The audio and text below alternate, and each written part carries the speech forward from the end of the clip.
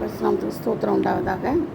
நம்மளோட சிந்தையை பற்றி நம்ம பார்ப்போம். சிந்தை என்னென்ன சிந்தை, நம்ம எப்படி எப்படி நினைக்கிறோம், ஏது எப்படிலாம் நம்மளோட சிந்தை நமக்கு போகுது, நம்ம மனசு எப்படி போகுது, மூளை எப்படி வேலை செய்யுது, இதெல்லாம் நம்ம பார்க்கணும். சரிங்களா? சிந்தையுடைய என்ன வேலைகள். பொல்லாத சிந்தை நம்மளுக்கு வருது. மத்தேயு 15:19 நமக்கு பொல்லாத சிந்தை வருது. மார்க் 7:21 வருது. அதே மாதிரி தகாத சிந்தைகள் நான் யாக்கோபு 2:4 சொல்லப்பட்டிருக்குது. அடுத்தது மேட்டுமையான சிந்தை ரோமர் 12:16 சொல்லப்பட்டிருக்குது.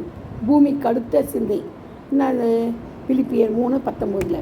இதை நீங்கள் படித்து பார்த்தீங்கன்னா நமக்கு இருக்கப்பட்ட எல்லா சிந்தனைகளும் வெளியே வரும். அது மட்டும் இல்லை, வேறுபட்ட சிந்தனைகள் நமக்கு வருது. அப்போஸ்தலர் 28:6 வேறு சிந்தனைகள் நமக்கு வருது. மனசில் அக்கிரம சிந்தை வருது. சங்கீதக்காரன் 66:18 சொல்லப்பட்டிருக்குது. அக்கிரம சிந்தை, கேடான சிந்தை ரோமர் 1:28-32 1 தீமோத்தேயு 6:3-6 சொல்லப்பட்டிருக்குது. அடுத்தது வீணான சிந்தை. நம்ம நிறைய பேர் வீணான காரியங்களுக்கு தான் சிந்திக்கிறோம். அது எபேசியர் 4:17-20 ரோமர் 1:21 சொல்லப்பட்டிருக்குது. அடுத்தது மாம்ச சிந்தை மரணம் ரோமர் 8:6-8 கொலோசியர் 2:19-23. முழு சிந்தை யார் மேலே, கர்த்தர் மேலே மனுப்பான முழு சிந்தையாக இருக்கணுமா? இல்லை. முழு சிந்தை லூக்கா 10:27 பார்க்குறோம். என்னதுன்னு பார்க்குறோம்.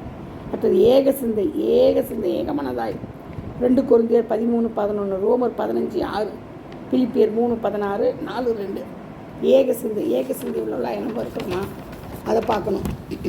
அடுத்தது கலங்கமற்ற சிந்தை கலங்கமே இருக்கக்கூடாது. மனசில் சிந்தையில் கலங்கமே இருக்கக்கூடாது. புதிய சிந்தை அது கலங்கமற்ற சிந்தை 2 கொரிந்தியர் 11:3 எபேசியர் 6:5. அது மட்டும் இல்லை, புதிய சிந்தை ரோமர் 12:2 எபேசியர் 4:23-24 எபிரேயர் 8:10 சொல்லப்பட்டிருக்குது. அடுத்தது ஆவியின் சிந்தை ஜீவன் இல்லையா? ரோமர் 8:6-6 9 27 28 ஆவியின் சிந்தை. கிறிஸ்துவின் சிந்தை நமக்கு எப்போதும் இருக்கணும். அதை பற்றி நம்ம சொல்லப்பட்டது 1 கொரிந்தியர் 2:16 பிலிப்பியர் 2:5-11 1 பேதுரு 4:1-5 பார்த்தீங்கன்னா நம்மளுக்கு தெரியும் என்னென்ன சிந்தை நம்ம இதுலேயே பார்த்துருக்கோம். எத்தனை சிந்தை பார்த்துருக்கோம்? 15 பார்த்துருக்கோம். என்னென்ன சிந்தை? பொல்லாத சிந்தை, தகாத சிந்தை, மேட்டுமையான சிந்தை, பூமி கட்ட சிந்தை, வேறு சிந்தை, அக்கிரம சிந்தை, கேடான சிந்தை, அப்புறம் வீணான சிந்தை, மாம்ச சிந்தை, முழு சிந்தை, ஏக சிந்தை, அப்புறமா கலங்கமற்ற சிந்தை, புதிய சிந்தை, ஆவியின் சிந்தை, கிறிஸ்துவின் சிந்தை. கடைசியாக நமக்கு என்னது? கிறிஸ்துவின் சிந்தை. இதெல்லாம் நம்ம கொடுத்த வசனங்களை நீங்கள் என்ன செய்யணும்? படித்து விரிவாக படித்து கற்றுக்கொண்டு மற்றவர்களுக்காக கற்றுக் கொடுங்க. சப்ஸ்கிரைப் பண்ணுங்கள், ஷேர் பண்ணுங்கள். Thank you. God bless you all.